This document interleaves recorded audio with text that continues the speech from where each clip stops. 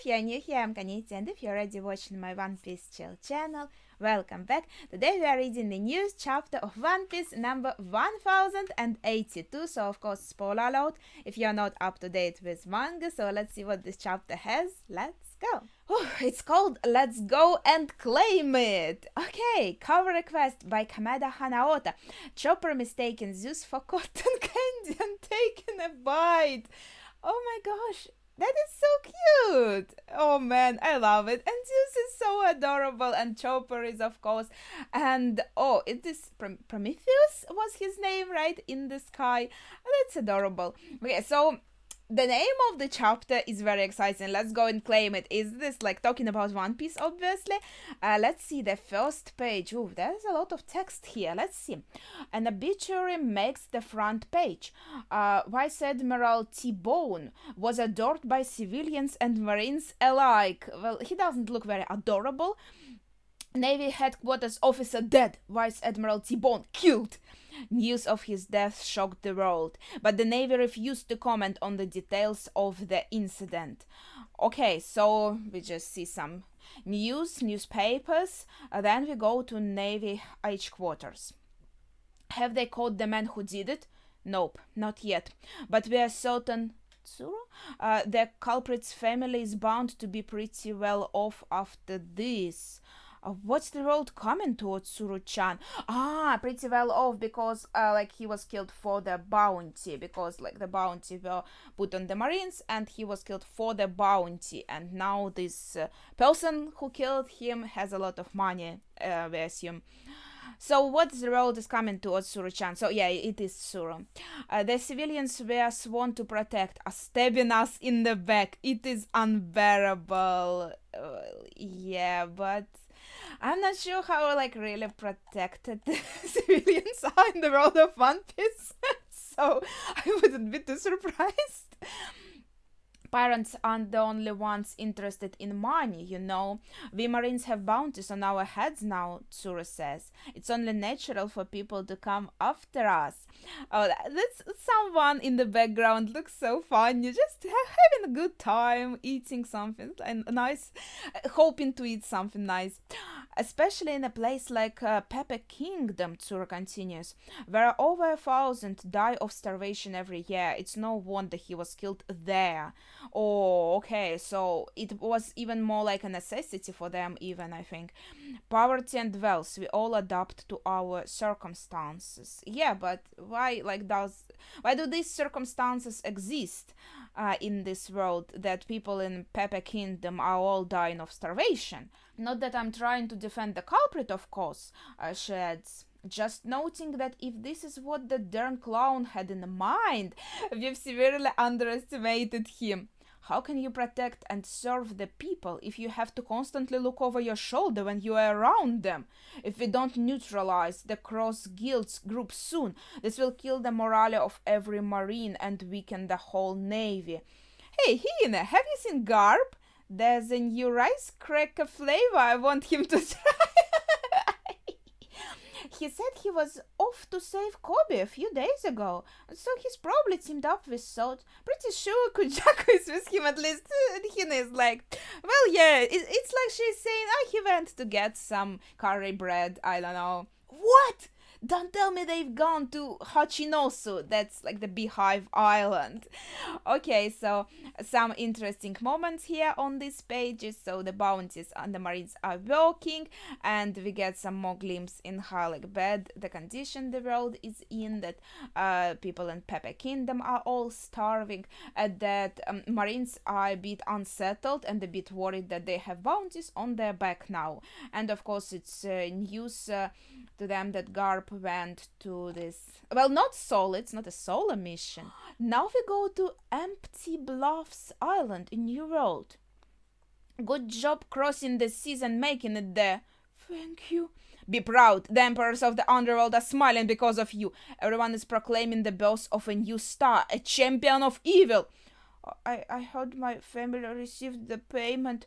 Thank you so much. So, this poor old man looks, I don't know, like very pitiful, how to say it, right? He looks so sad, he's crying, he's trembling. how did he manage to off the marine though? He looks so weak.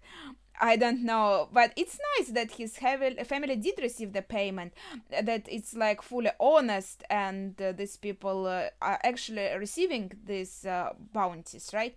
The money for the bounties. Don't mention it, Buggy answers. You took down one of Navy's headquarters' finest. How? How?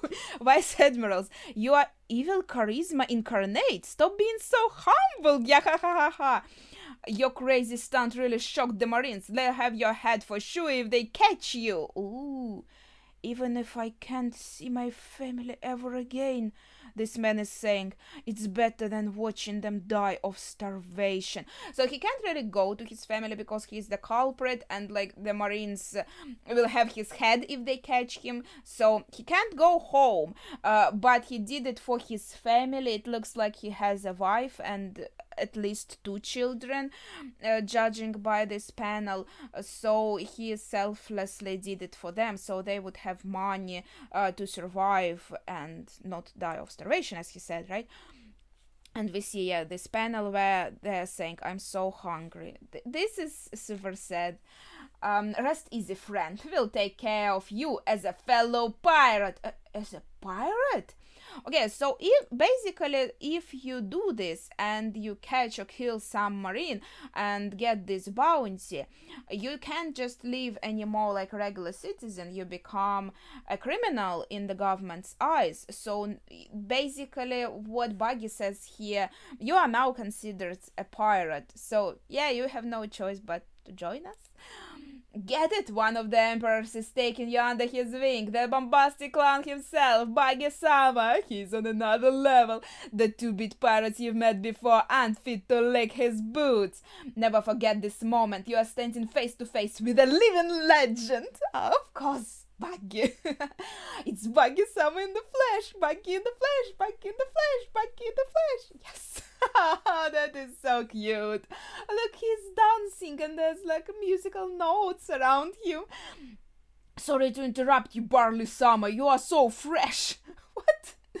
That makes me sound like some kind of cereal. What the heck? I think barley, it means something. Is it like some crop or some... I'm not sure. I don't remember. I think people make like barley tea or something like this.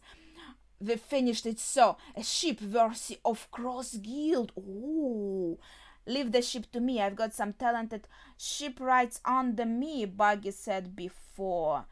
Okay, let's see this ship. Of course, it's his people. It's his people who think that Buggy is super cool, who were making this ship. So obviously it doesn't represent them as a trio, as like Crocodile, Mihawk, and Buggy. No, the Buggy's face is the main figurehead of the ship. Yeah, and he is scared. Like, he didn't expect this, honestly. He didn't request it. It's just because these people love him so much and admire him so much that they thought it is a great idea, because they think that he is like the main leader. Making you the figurehead was the obvious choice, Chairman Buggy. I think it turned out great. I think it looks fantastic, and like, even the whole ship is Buggy themed, not only the figurehead. The whole ship, there's the circus theme, and on the deck itself, and even on the sails. So the whole ship is just like Buggy's ship. Like, I don't even see much for us to assume that the Crocodile and Mihawk are somewhat involved. There's nothing of them. You expect us to use this thing? They are mad. Let's take this to the meeting room. Or I guess torture room. Man, Buggy's face is priceless. Oh my god, I feel so bad for him. Damn it. Let's hear it for the greatest ship ever. You guys really outdid yourselves. Oh. In the meeting room. Or I guess... yeah, a torture room. Oh my gosh. Oh, poor Buggy. They hurt him so much. I feel so, that is actually horrible. Why they're so mad, by the way? Like, it's okay that Buggy is, it's even better for them that Buggy is a figurehead. They just don't realize it. Public awareness of Cross Guild is growing as planned, Crocodile is saying. The Navy is starting to understand the threat we pose. Well, poor Buggy is here, like, hanging, beaten very badly, and saying, please just kill me already, the pain. Holy shit, they are cruel. We need to have unparalleled influence to form our utopia and become a strong military state. But before all that, we need to establish our overwhelming power, right? Mihawk asks.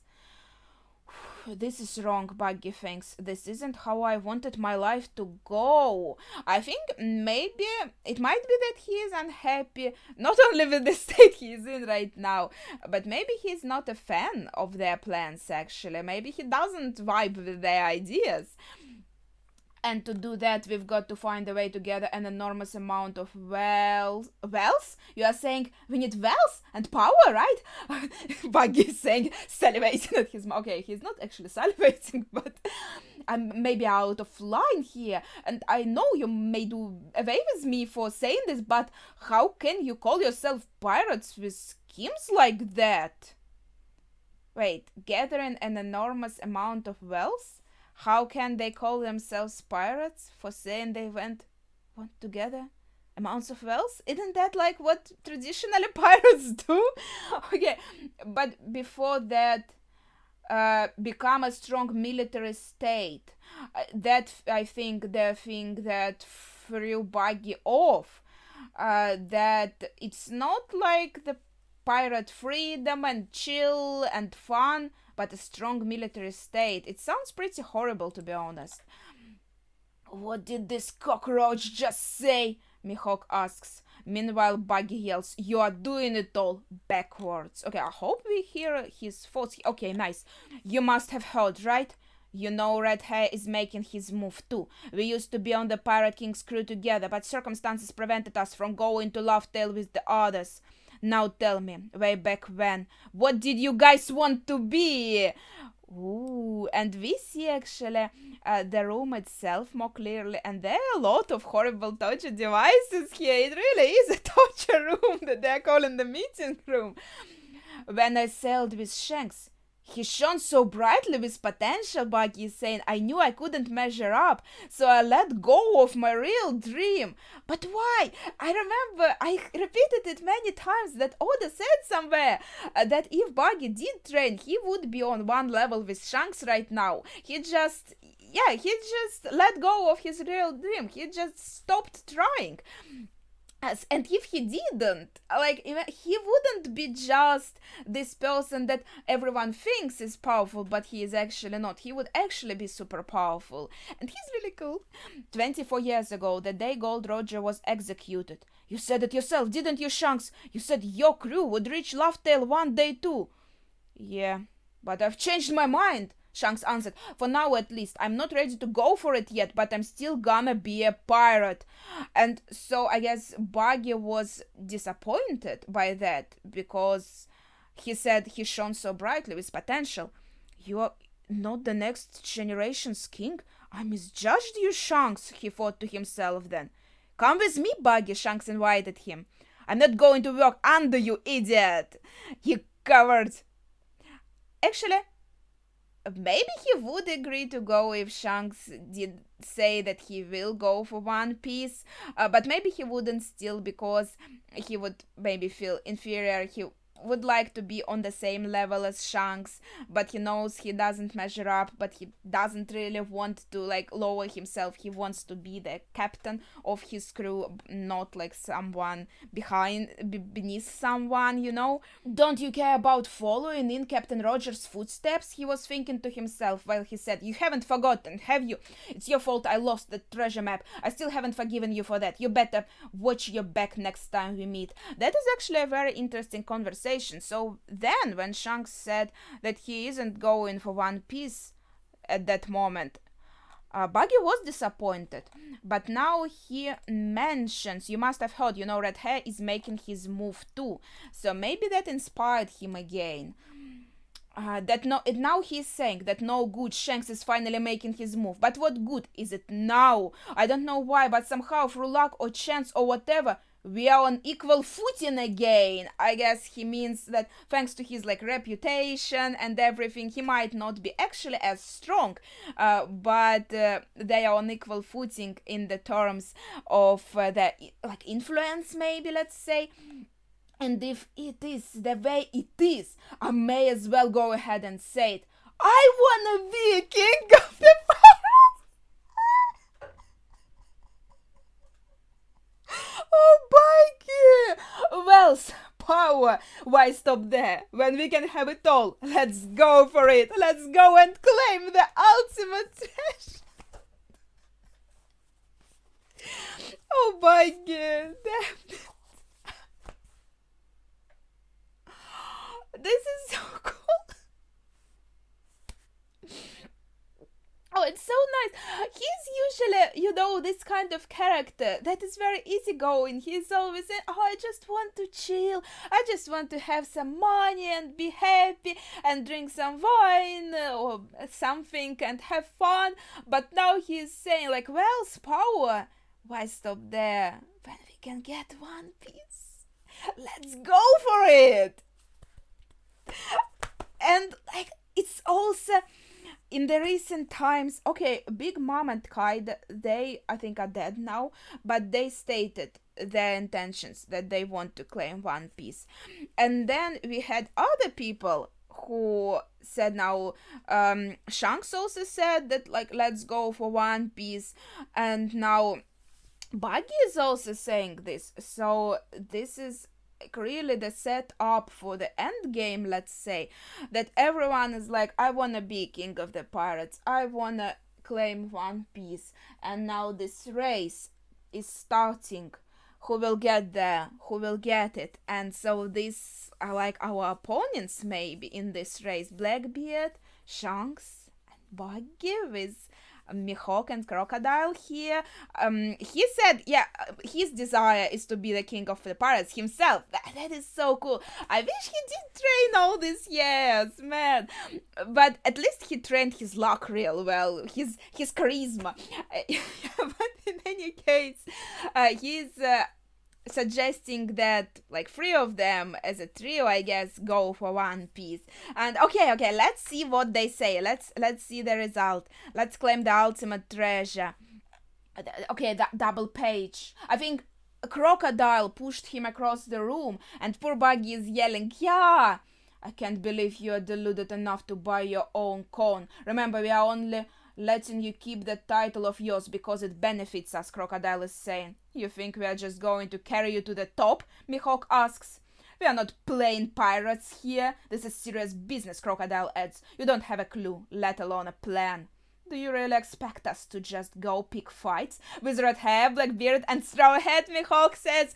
Yeah, so the list of everyone who is in the race, but are we also in, guys? Come on, Buggy. Let's go. You have to make them admit it and like agree to it, yes? It's a scramble for the treasure. We only need to beat them to it. Let me show you. There are some words that light a fire in the heart of every pirate, and it's because they all set sail for the same reason. Is there a Denden Mushi here? And I think he turned it on. He turned the translation on. Everyone is hearing his voice on the island, and he's saying, listen up, man. Stop it, Buggy. One of like Mihawk and Crocodile are trying to stop him. Maybe I don't know if they realized it yet that everyone hears him. What dream drove you all to the sea? Chairman Buggy wants to give us back that spark? Oh man, I'm not sure I'm ready for this.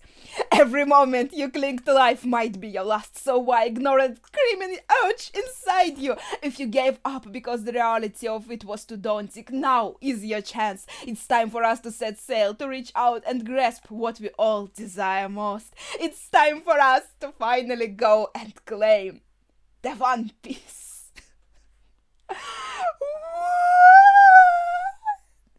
Everyone is super impressed, super happy, they're crying, they're bumping their fist in the air. Crocodile is super duper mad. Mihawk is also angry. Oh my god, poor Buggy. He's going to receive so much more torture for this. But I love this, that he said it all so honestly and openly. He was like, no, what are they talking about? That's not what I want. And even though they are so cruel to me and they can torture me more, I'm still going to say it, what's in my heart. Whew. Oh my god, Buggy is the best. No, I don't want to go to Kamabaka Kingdom Grand Line. No, I want to stay here with Buggy. Okay. So, change of location. But yeah, I just want to say, oh my gosh, that was the best scene ever. I don't know in how many chapters, maybe. I don't know. I'm so happy. You know how much I love Buggy and him like declaring his dreams. It's just like a dream come true. I really hope that by the end of manga, by the end of One Piece, he's alive and well and happy. That's all I want. That's all I want. Okay, so in Kamabaka Kingdom Grand Line, what do you think about ship? It enemy or what? Who it be? Revolutionary Army Vice Captain of West Army Ushana, Morley's subordinate, saying, oh, nice. Oh, this girl is so cute. Revolutionary Army Vice Captain of the East Army, Ahiru, Bello Betty's subordinate. I love her arm. Crash clang. Oh, that looks super cool. And I like her eyes also. Makes her look a little bit more unique. Revolutionary Army Vice Captain of the South Army, Jumble, Lindbergh's subordinate. Wanna bet on it? I reckon it's an enemy. Who is in? He looks like, this Humpty Dumpty from, I think, the old rhyme. Sounds good to me, Jay. I'll put 1 mil on it being Sabo, making a safe return. Would be nice. You what? Revolutionary Army Vice Captain of the North Army, Jiron, Karasu's subordinate. Oh, he also looks... I love all of their designs. All 4 of them look fantastic. So, some ship is coming to the island. Dragon-san, Eva-san, Sabo-san is back. So he made it home okay, thank goodness. Yeah, and I already see him on this page. He's okay. He was on Lelousia, with like blew up completely in some nuclear shit blow. But he looks pretty fine. Okay, not his first rodeo. I knew something was up when you said you'd bet $1 million. I ain't coughing up a single berry. Now I'll ring it out for you. Oh, I'm sorry. You used those binoculars, didn't you? Oh, what binoculars? Munch. Welcome back, Sabo. You think you can get away with it by eating them? He's eating the binoculars? With Clegg, what was he eating? He was eating the binoculars already when we saw him on the previous page. With Clegg, Ahiru is saying, Sabo, I was just about to shoot, yeah. Yeah, I think she was preparing. Her arm was preparing something. Glad you didn't. Everything okay, Ahiru? Were you worried? Maybe a little. Sabo, you saved me, happy. Oh my god, I love how Ushana talks. He's so cute. That's a Lelousian ship. Lelousia? You mean the country that vanished? I'll explain later. For now, please help these guys. And I think we see the girl from Lelousia here. Sabo-kun! So maybe before the island blew up, he managed to save everyone, like all the people from Lelousia, and bring them here. And this is the girl we saw many times already. So she might even kind of become suddenly super relevant. Maybe not super, but relevant to the story, because we saw her on cover pages. Was it her, actually? Like in the story with Ace and Milk, was it her? Was it another girl? But we definitely saw her in the moment where the revolutionaries showed up and kind of encouraged everyone to the revolution, and we saw that girl on the island, and now she's here again. Okay, let me know your thoughts in the comments on this. You just went radio silent. How could you do that to us? My bad, Koala. I couldn't get my hands on an encrypted transponder snail. All my calls would have been monitored. I used the usual 3-bit code to signal I was alright. Didn't you hear? could be referencing the sound scene in chapter 1060, 3-bit code to signal I was alright. Oh, I guess they missed that. I wasn't even on Lucia when it happened. Oh, that chapter actually made it seem like he was there at the moment. But I guess it's kinda, yeah, it was a red herring, so to say, if it fits.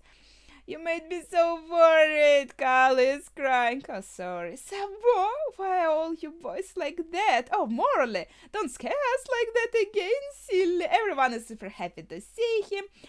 Okay, now Bella Betty comes here and she says, I remember you losers from Lulusia. You've come a long way. Yeah, she was there to encourage them.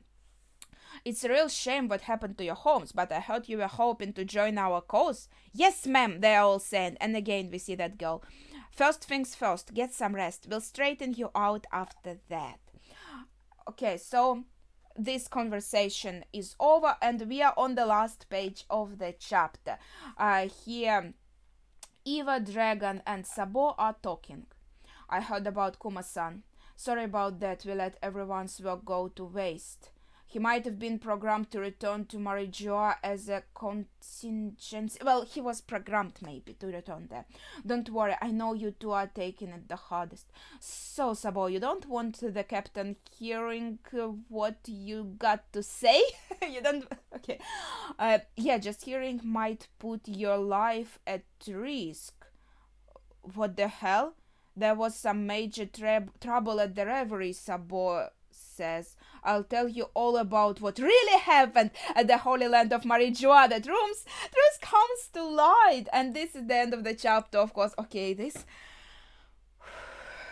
I need a moment. This was one of the most exciting chapters in a while, to be honest. Like recently, yeah, all of them are exciting, but this one made me so happy. We saw that Sabo is okay, we saw that people from Lucia are okay, we saw that mysterious girl again. And Sabo is just about to tell us what the hell happened there at Reverie on Marijoa. And the whole sequence is buggy perfect as usual. Like how he accidentally turned on the snap. I'm pretty sure it was accidental. Like, oh, this is so cool. It kind of reminds me of Marineford, where he also did the translation. Translation? I think that's the right word here. So, yeah, this was just perfect. One of my favorite chapters for sure. So, please share your thoughts as well as your favorite moment. Of course, my favorite moment is Buggy saying that he wants to be a pirate king, and then of course him saying that we will go for One Piece was also cool, but that one when he was all blooded and beaten by Crocodile and Mihawk and still declared that he wants to be a king of the pirates, that was the best moment for me.